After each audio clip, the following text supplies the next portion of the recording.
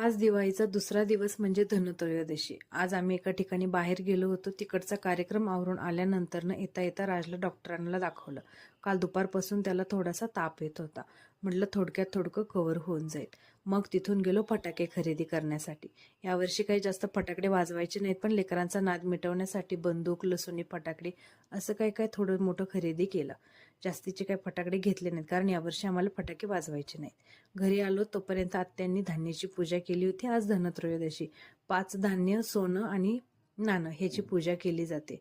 हे त्याचबरोबर लक्ष्मीचीही पूजा केली होती. त्याचबरोबर आज होतं यमदीपदान. यमदीपदान हे दरवर्षी करायलाच पाहिजे, कारण आपण वर्षभर यमदेवतेला कुठलीही पूजा यमदेवतेची करत नाहीत. घराच्या दक्षिण दिशेला ही पूजा करायची. याचा पूर्ण व्हिडिओ मी चॅनलवरती पोस्ट केलेला आहे. यमदीपदानाचं महत्त्वही त्यामध्ये सांगितलेलं आहे. लिंक खाली डिस्क्रिप्शनमध्ये देते. जाऊन व्हिडिओ नक्की बघा. आवडल्यानंतर लाईक करा, शेअर